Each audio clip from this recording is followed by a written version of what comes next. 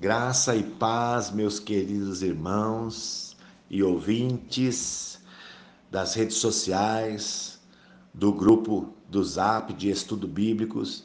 Estamos de volta com a nossa série Apocalipse Now, um resumo do livro do Apocalipse.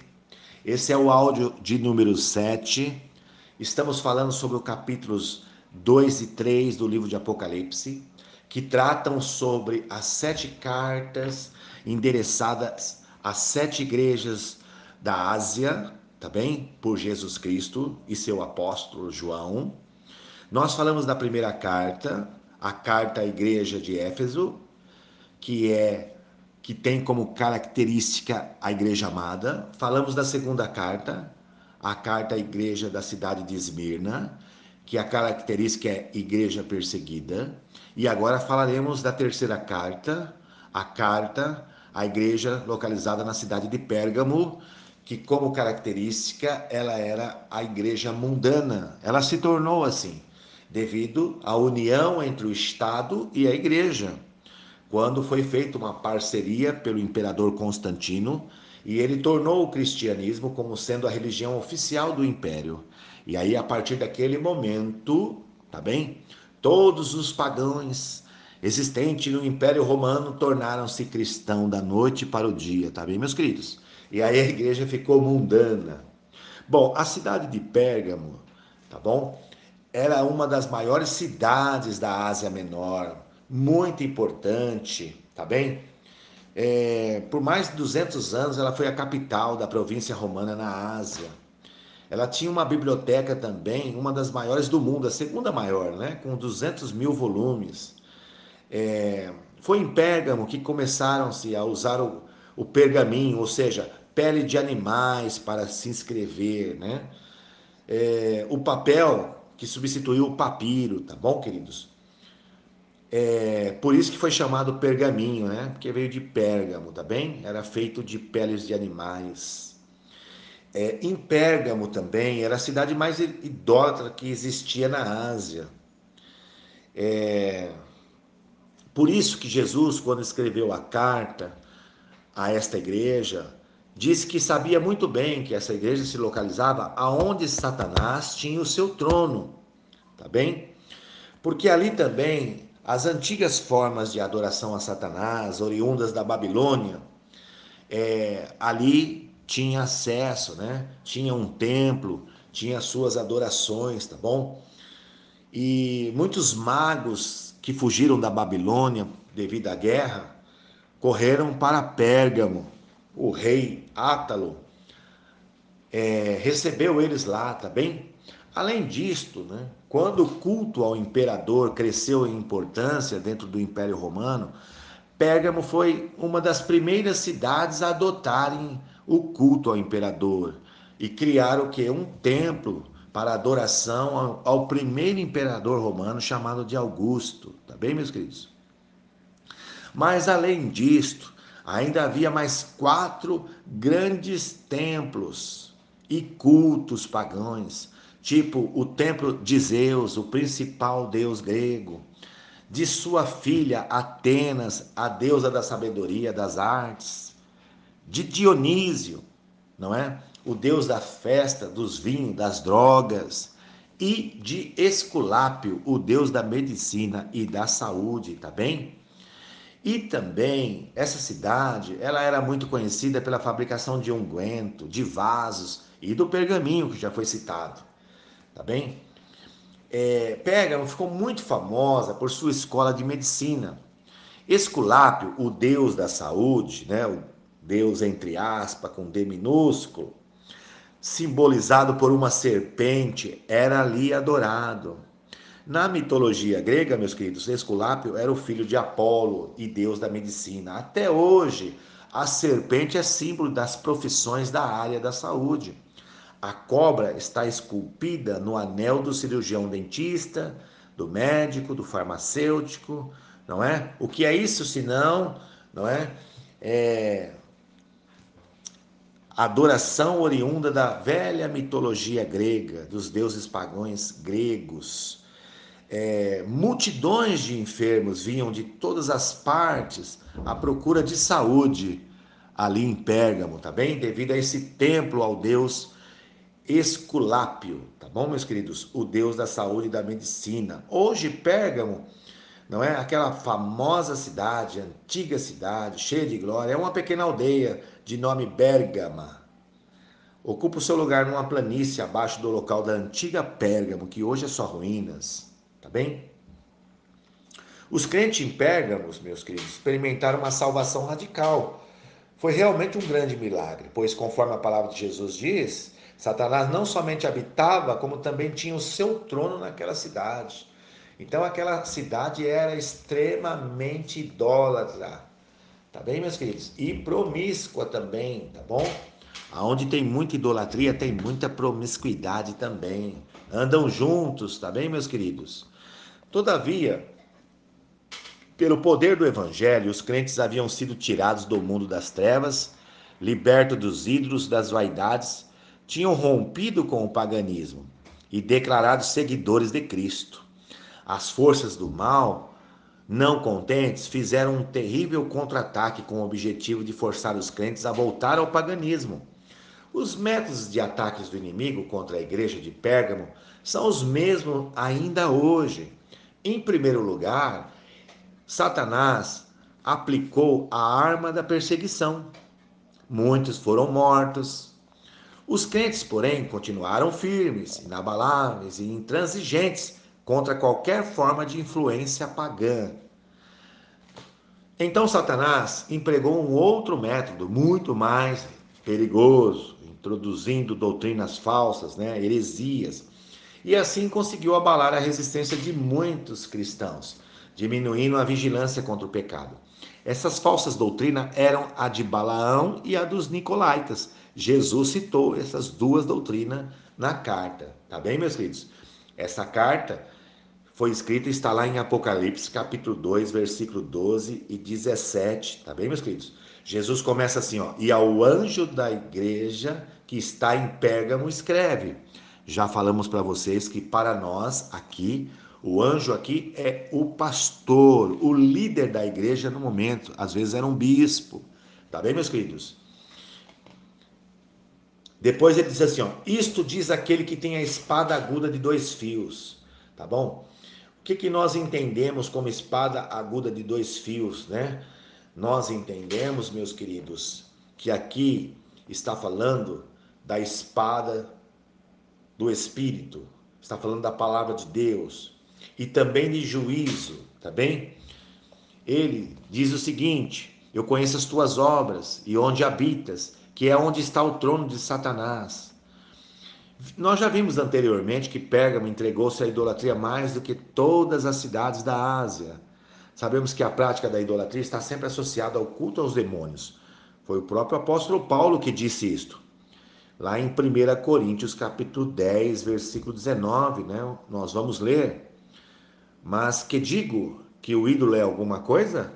Ou que o sacrificado ao ídolo é alguma coisa? Antes digo que as coisas que os gentios sacrificam, as sacrificam aos demônios e não a Deus. E eu não quero que sejais participante com os demônios, né? Tá bem, meus queridos? Então nós bem sabemos pela doutrina bíblica que adorar ídolos, sacrificar a ídolos, na verdade você está sacrificando a demônios. E como era uma cidade com mais de 6 templos, de cada templo de um deus diferente, então você imagina, tá bem? Nós temos por certo que a expressão o trono de Satanás, né, pode significar o exercício do seu domínio. Está intimamente ligada à idolatria imperante naquela cidade. Só não era absoluta, não é, o reinado de Satanás ali, porque tinha uma igreja de Jesus Cristo ali e os cristãos resistiam, não é, com todo o seu coração e força e fé. Isso explica a fúria de Satanás contra a igreja de Pérgamo. Tá bem? Continuando, conforme nós dissemos, nós preferimos pensar que o trono de Satanás tinha como base a própria cidade de Pérgamo, visto que o domínio que Satanás exercia sobre os seus idólatras habitantes. Tá bem? Tá escrito assim, ó. Jesus escreveu. Ele diz assim: e retens o meu nome, e não negaste a minha fé, ainda nos dias de Antipas, minha fiel testemunha, a qual foi morta entre vós, onde Satanás habita. Então, irmãos, aqui o próprio Jesus escrevendo a carta, ele fala, né, que a igreja de Pérgamo, ela estava resistindo mesmo, não é? Habitando aonde Satanás tinha um trono. E ele até, Jesus lembra, né, de um homem chamado Antipas, minha fiel testemunha, que certamente foi um homem muito importante na igreja de Pérgamo, um obreiro muito fiel e que foi morto, não é? Perseguido e morto, tá bom? Então Jesus lembrou dele.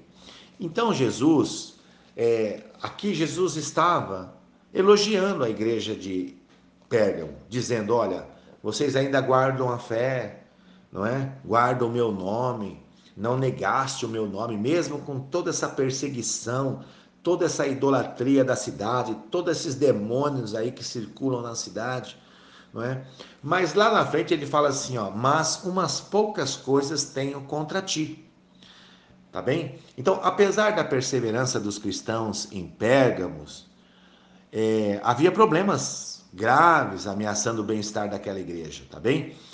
Aquela igreja, ela tolerava algumas falsas doutrinas. E Jesus cita, olha, tem lá os que seguem a doutrina de Balaão. Jesus falando, olha, tem aí, né, lá em Pérgamo, os que seguem a doutrina de Balaão. Assim, tens também os que seguem a doutrina dos Nicolaítas, tá bem, meus queridos? Balaão foi um falso profeta do Antigo Testamento, a história dele está lá em Números, tá bem? Em Números você encontra a história, no capítulo 22 ao capítulo 25, a história de Balaão, um falso profeta que, movido por interesses financeiros, transformou-se num profeta de aluguel, tá bom? E além disso, ele ensinava, não é? Ensinava os inimigos da igreja, o inimigo de Israel, como colocar pedras de tropeço, né? Como enganar o povo de Deus, como transformar o povo de Deus em um povo pagão, ou como fazer com que o povo de Deus pecasse contra Deus, tá bem, meus queridos? É, o que o que deixa bem claro isso para nós, né? Que a doutrina de Balaão é perigosa, pois ensinava que a comunhão ou o relacionamento com os pagãos não fazia nenhum mal, insinuando que a maneira de viver do crente não desfaz o concerto com Deus. Tá bem? É... Hoje, irmãos, não é diferente, né? Existem muitos crentes que acreditam que é possível você participar da mesa de Deus e da mesa dos demônios.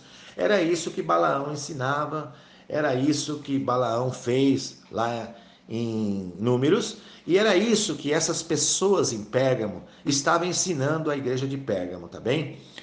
A seguir esse próprio caminho, né? Tendo comunhão com as trevas. Então, a igreja estava começando a ter comunhão com as trevas, né? Participar na roda dos escarnecedores, se assentar na roda dos escarnecedores e tolerar a idolatria, meus queridos. Tá bem? Bom, Jesus também citou uma outra doutrina falsa, a doutrina dos nicolaítas, né? Essa doutrina também muito comum na época, que era um pensamento generalizado sobre a referida doutrina, é a de que tal heresia consistia na defesa à frouxidão sexual, a qual estava de acordo com uma das correntes do gnosticismo, que ensinava a necessidade da destruição do corpo ou da matéria para apressar a libertação da alma. Então, o gnosticismo ensinava que o corpo é ruim e a alma era boa. Então, quanto mais rápido o corpo morrer, melhor, e a alma está livre. Então, eles sabiam que os pecados sexuais acabavam com o corpo logo. Então, o que eles faziam? Se entregavam aos pecados sexuais e ensinavam as pessoas a se entregarem aos pecados sexuais, alegando isso, que quanto mais rápido o corpo morrer, mais rápido a alma era liberta desse corpo, tá bem? Assim, para os nicolaítas, o adultério, a fornicação e todo tipo de práticas imorais não eram considerados pecados, meus queridos. Pelo contrário, eram encorajadas, tá bom? Porque eles acreditavam e ensinavam que a destruição do corpo, através dos prazeres sexuais, libertava a alma de toda a condenação. Bom, mas aí, meus queridos, Jesus o que fez? Ele pegou e deu uma advertência. Ele deu uma advertência. Logo em seguida, ele disse assim: arrependa-te, pois, senão em breve eu virei contra ti, e contra eles batalharei com a espada da minha boca. Então Jesus estava dizendo assim, olha, arrependa-te enquanto é tempo, porque em breve virei para encontrares contigo.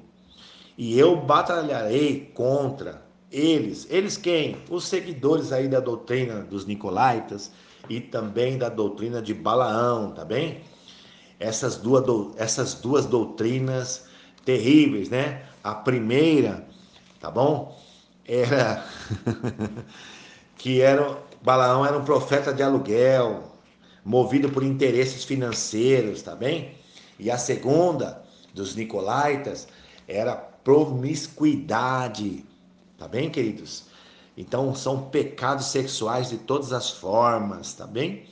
Então ele disse, olha, eu vou batalhar contra essas pessoas aí, esses falsos profetas, falsos pastores, falsos pregadores dessas doutrinas falsas e que estão, não é, inundando a minha igreja de porcaria, né? Inundando a minha igreja de pecado, tá bem, meus queridos? Então, quando Jesus disse assim, né, olha, o arrependimento é exigido, meus queridos, devido à tolerância com os falsos mestres. Também era exigido o arrependimento dos ensinadores das doutrinas de Balaão e dos Nicolaítas. Caso contrário, seriam rejeitados, de acordo com a palavra de Deus, tá bem? O apóstolo Paulo, ele fala sobre isso, né? Nas cartas aos Romanos. Eu vou ler para vocês aqui, olha. E rogo-vos, irmãos, que noteis os que promovem dissensões e escândalos contra a doutrina que aprendestes. Desviai-vos deles, porque os tais não servem ao nosso Senhor Jesus Cristo, mas ao seu próprio ventre, ou às suas vaidades, aos seus desejos carnais, e com suaves palavras e lisonjas enganam o coração dos simples. Ao homem herege, depois de uma e outra demonstração, evita-o, sabendo que esse tal está pervertido e peca, estando já em si mesmo condenado. Foi o conselho que ele disse ao pastor Tito, né? Ao apóstolo Paulo escrevendo a Tito, ele recomenda isso, que nós devemos fugir da heresia e dos hereges, meus queridos. A igreja e o cristão não pode de forma alguma tolerar doutrinas heréticas, falsas, e nem, né, os pregadores da doutrina heréticas e falsa, né? Com o risco aí de sofrer o quê? O juízo de Deus, tá bem?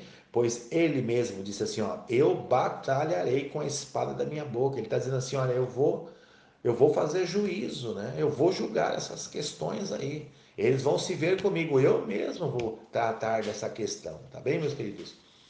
Então, meus queridos, então esse era o problema da igreja de Pérgamo, tá bem? Ela estava se tornando mundana, idólatra, tá bem? Por isso que a característica dela é de mundana, tá bem, meus queridos? Mas também, o que Deus falou em Apocalipse capítulo 12, versículo 17? Deus fez uma promessa, né? Ao que vencer, darei eu de comer do maná escondido, e dar-lhe-ei uma pedra branca, e na pedra um novo nome escrito, o qual ninguém conhece senão aquele que o recebe. Aqueles que persistirem até o final, meus queridos irmãos, receberão a recompensa. Nesta carta aqui, a bênção para o vencedor é descrita de duas formas, em duas partes. Em todas as cartas tem bênção, viu, meus queridos? Então nós estamos lembrando das bênçãos prometidas à igreja que se encontram na terceira carta de Pérgamo. O primeiro é o maná escondido. Não é? Ele diz assim, olha, ao que vencer, darei eu a comer do maná escondido. Então nós conhecemos bem a história do maná, né, lá no deserto, que alimentou o povo no deserto. Então, o Senhor Jesus está falando aqui de um alimento também. Mas não é o mesmo alimento que alimentou o povo no deserto, porque aquele alimento só alimentava o corpo físico. Esse alimento aqui, o maná escondido, ele é espiritual. Ele não somente alimenta o corpo glorificado que nós teremos logo após o arrebatamento ou a ressurreição, nós vamos receber um corpo glorificado, um corpo celestial que não tem nada de físico, não é carne, nem osso e nem sangue, não é matéria, é um corpo celestial. Mas mesmo esse corpo precisa de alimento espiritual. Então Deus está dizendo aqui que ele vai conceder um alimento espiritual, tá bem? Que está guardado, escondido aqui é guardado, tá bem? Reservado para o vencedor. Então, esse alimento espiritual não vai somente alimentar o corpo glorificado, mas também a alma santificada e o espírito. É um alimento espiritual, meus queridos, tá bem? É tudo que você vai precisar quando você viver lá na glória, estiver na glória, viver a eternidade. É todas as necessidades para o seu corpo, a sua alma e o seu espírito. Então é disso que o Senhor está falando, tá bem? Maná escondido, o alimento espiritual. Mas ele disse mais, que também vai dar uma pedra branca com um novo nome. Na Bíblia, irmãos, a mudança de nome sempre sugeria uma nova direção na vida, especialmente de uma pessoa abençoada por Deus, como aconteceu com Abrão, que o Senhor Deus mudou o nome, com Saraí, que o Senhor Deus mudou o nome, e com Jacó, que o Senhor Deus também mudou o nome para Israel. Tá bem? A pedra branca, naquela época, tinha muitos significados e todos eles dá para a gente comparar com o que o Senhor vai fazer, tá bem? Veja bem, uma das primeiras motivo pelo qual as pessoas recebiam uma pedra branca naquela época era usada para indicar que aquela pessoa estava recebendo o quê? Não é? O perdão de todos os seus crimes, tá bem? Mas também era utilizado para deixar bem claro que a pessoa estava sendo liberta e comprovava, não é, a sua cidadania, não de escravo, mas de livre, de cidadão livre, tá bem, meus queridos? Um outro motivo também pelo qual as pessoas recebiam umas pedras brancas naquela época era como forma de ingresso em algum evento, tá bem? Então você também que vai entrar no céu vai receber o ingresso, uma pedrinha branca, tá bom? E também pedras brancas também eram dadas aos vencedores de corrida e aos vitoriosos em batalha. Então nós também, aquele que vencer é um vencedor, um vitorioso, um batalhador, não é? Venceu o mundo, o pecado e o mal, também vai receber sua pedrinha branca, tá bem, meus queridos? É claro que todas essas modalidades de concessões de pedras brancas podem ser aplicadas na expressão Jesus, dar-lhe-ei uma pedra branca, né? Mas a principal é um novo nome. Você vai ter um novo nome, tá bem? Não sei se você gosta do seu nome ou não. Eu gosto do meu, mas eu prefiro o nome que Jesus vai me dar, porque é um nome mais certo, mais justo e real e abençoado, meus queridos. Vocês sabem muito bem que o Senhor Jesus mudou o nome de Abrão para Abraão. Muito melhor é o nome Abraão, muito mais poderoso. E da mesma coisa, Saraí para Sara e de Jacó para Israel, tá bem, meus queridos? Aleluias, glória a Deus.